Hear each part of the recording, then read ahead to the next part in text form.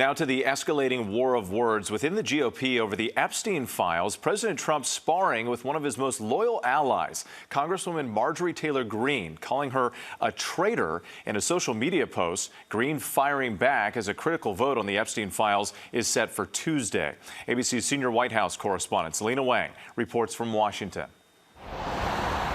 Tonight, just days before the House is set to vote on releasing the Jeffrey Epstein files, President Trump ramping up attacks on one of his closest allies. Trump declaring he's withdrawing his supported endorsement of Georgia Congresswoman Marjorie Taylor Greene, one of 4 Republicans who joined Democrats to force that vote. Trump accusing Greene of betraying the entire Republican Party, calling her a ranting lunatic and a traitor.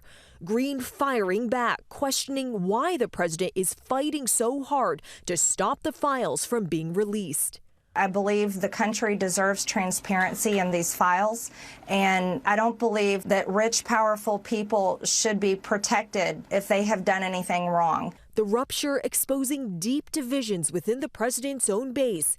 Kentucky Congressman Thomas Massie, the lead Republican co-sponsor of the bill, saying he expects a large block of GOP lawmakers to break from Trump, a rarity in today's Washington. I think we could have a deluge of Republicans. There could be 100 or more. Trump says he cut ties with Epstein after a decade-long friendship because Epstein and his accomplice Ghislaine Maxwell were luring away women and teenage girls who worked at Mar-a-Lago. He claims they hadn't spoken in 15 years at the time of Epstein's arrest in 2019.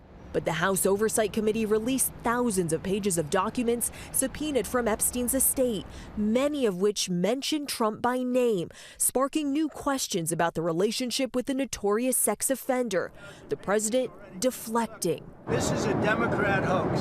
This is a hoax put out by the Democrat, and a couple of few Republicans have gone along with it. Congressman Massie urging fellow Republicans to back his bill, warning of political consequences if they don't. In 2030, he's not going to be the president, and you will have voted to protect pedophiles if you don't vote to release these files, and the president can't protect you then. This vote, the record of this vote, will last longer than Donald Trump's presidency. And Whit, even if that measure to force the release of the files passes the House, it still needs to clear the Senate, and it's very unlikely President Trump would sign on.